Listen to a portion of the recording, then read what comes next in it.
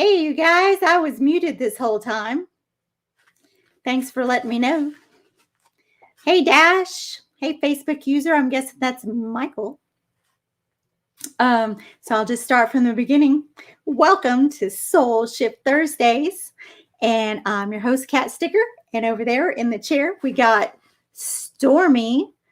He's dozing on the job, but in a little while, we might have some kitties helping with the feathers over there because I forgot to shut the door before I went live. Yeah, we're going to have good vibes today. We're going to talk about planting. What seeds are you planting in the garden of your mind? And everybody's plant seeds. Everybody's got their own garden. And what are you telling yourself? Those are the seeds we're planting. Yeah, I know. Y'all can hear now. I'm so sorry. I had it muted. And I don't know why it was muted because I never put it on mute. But anyways, it's all good now. Wouldn't you know? I checked all the settings like a million times and it was still muted. But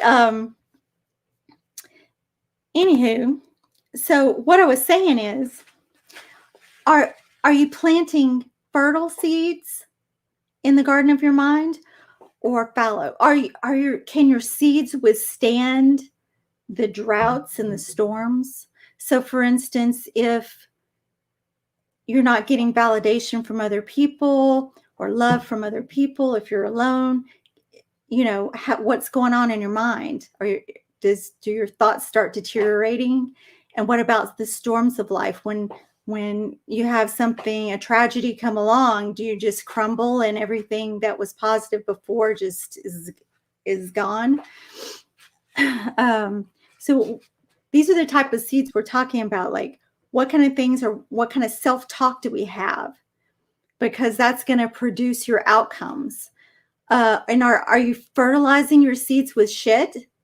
Like, what are you telling yourself? Shit lies? Or are you using high quality, high vibrational, high energy fertilizer, telling yourself loving things, fertilizing yourself with love every day? And then what do you expect to harvest from the seeds?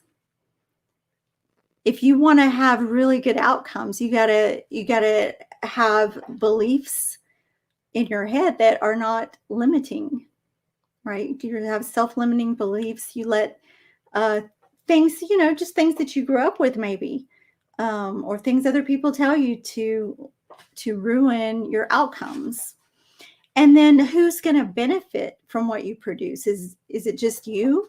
You just worry about yourself, or maybe does your family also benefit from what you produce from your mind? And what about even your community or the world? If you don't have a good harvest, are you going to be able to change the world or fulfill your purpose or whatever that is that's calling you? I got some comments. Hey, Dre. All right. Well,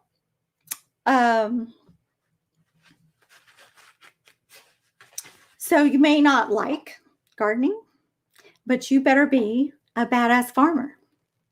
And luckily, I like gardening. So I get my little garden, my little watering can over there.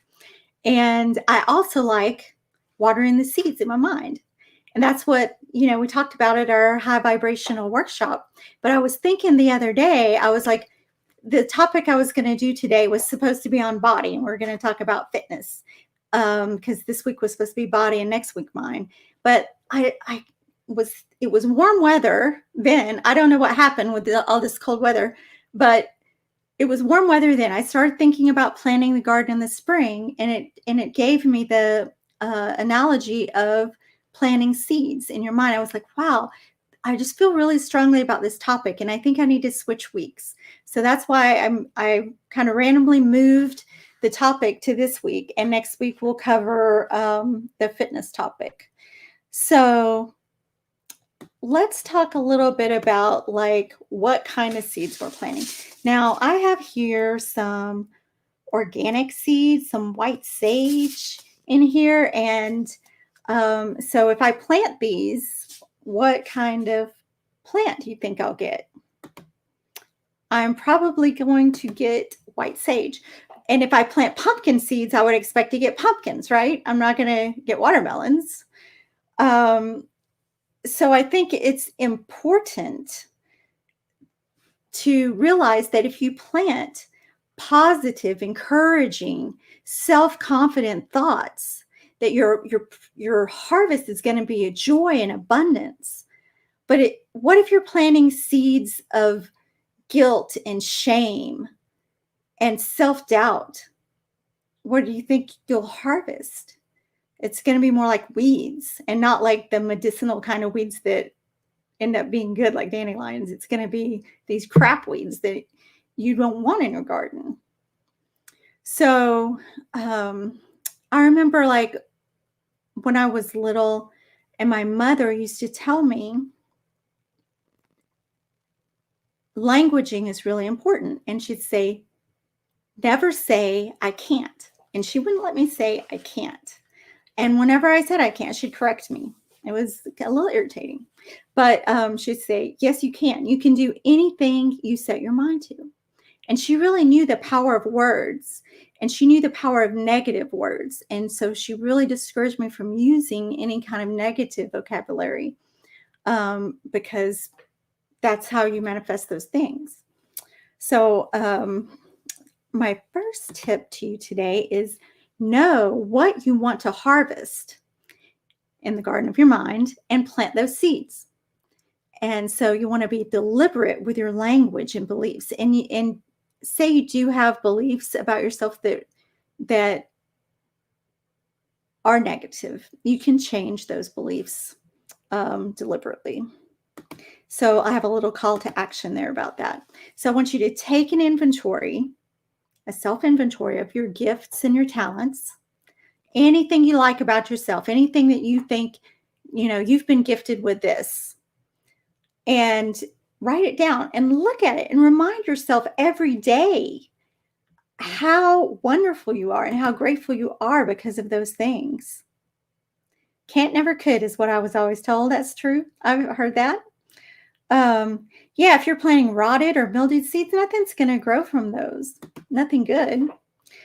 And so you really have to watch all that. Now, here's the next question. When we don't have boundaries up around our garden, guess what kind of things can get in? So this is like, think about a garden without a fence. You might have strangers coming in and planting their own seeds, and you're like, what the heck is growing here? I didn't plant this. But you got something weird growing in there. You ever had squirrels like dig around and mix up your seeds, and you don't know what the heck is growing? That's not what you planted. That's happened to me. Or have you had squirrels dig up your seeds and eat them? I had squirrels dig up my bulbs one time. They weren't like food bulbs. They were like flower bulbs, and they ate them. They carried them off. I found them all in the yard. I worked really hard planting those. And you don't want something to get in and get that. And then what about, you planted them, you did all the work, and you sweated outside and watered every day, and then rabbits get in and eat your produce. Man, those gardens, that's why it's so hard to get to be a gardener. And I'm telling you these things because, the analogy is that those things can happen in the garden of your mind. And I'll tell you a little personal story about me, the me I used to be a long time ago. And that girl really transformed, and she's no longer with us. But I was about 23 or 24 maybe. And I think I was 24. And I was married with my first husband. And I was very unhappy with the work I was doing. It was like a minimum wage, crappy job. I'd only had waitress positions and a few other things I didn't like. And he was like, why don't you just go to college and do what you want to do? And I was like, well, I'm too stupid to go to college. I couldn't pass college. I'm not smart enough. And he said, why would you say that? You're very smart. And I'm like, No, no, there's no way. I have really poor judgment. I I'm bad at any kind of academics and stuff like that. He's like, who told you that? I'm like, everybody told me that. Well, the thing is, I had been through before I married him, I'd come out of several really bad relationships in a row where I was with abusive men who talked down to me all the time, told me a bunch of lies over and over, told me how stupid I was every day, told me I was a dog, all this horrible stuff to me. And eventually I believed it. I mean, when that first started, I was like 17 and going through like my early 20s. It was at least 4 or 5 years that. And in high school, I had been an honor student. I scored like on the basic skills test, I scored like 98, higher than 98% of people in the state on math. I had been a straight A college bound student. And yet I let those people plant those seeds in my mind. And that, I mean, it was like a tragedy that all that time I had wasted believing those things about myself, as horrible things. It can really affect someone. It's like brainwashing or something. And I was so naive, I didn't realize that it happened. I guess it happened so gradually and for so long that I just believed those things were true. So when you believe things like that about yourself, they're negative. I can't do this. I'm, this way and I can't change. Reanalyze that, because that could be a complete and utter lie. These are things that you can change. So then when I went to the college, he said, all he said was, I believe in you. And that was the first person that had said, I believe in you in so many years. And it really, it made all the difference in the world. Just having one person say, I believe in you. So like, I beg you to tell someone, I believe in you. And I will say this to you, audience, right now. I believe in you. I believe you can do anything that you set your mind to. And I believe that you're good people and that you're smart and beautiful. And so I hope that you'll attempt to fulfill your purpose and not be held back by self-limiting thoughts. All right. So when I went to the college to take the placement test, because I didn't have like SAT scores and stuff like that, they want to test you to see if you place into like a remedial English and math, or if you can be in regular class, or they have like some advanced classes. And I was like, oh, I'm sure I need the remedial course. I haven't been to school and like since high school, and it's been years. I don't know any math or English or whatever. And they were like, just take the test. So I took the test and I was like, see, it's going to be remedial. And they were like, no, you tested into like the advanced level courses for math and English. And I was like, oh, there must be a mistake. See, I still didn't believe in myself enough. That's how powerful words are. They can affect you. So don't let that happen, because you may just be fooling yourself, and there's no need for that. So my tip number 2 is protect your harvest. Identify and curb any limiting beliefs that you have. Release any lower frequencies, these negative vibes, and set boundaries. Set boundaries with other people, what you let them say to you. Just let it roll off you like water off a duck's back.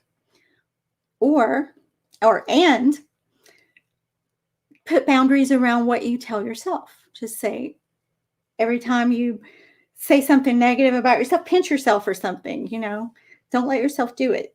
And demand high frequency vibes from other people and call them out if they're being negative. Just be like, I don't believe that. That's negative. Let's not talk like that.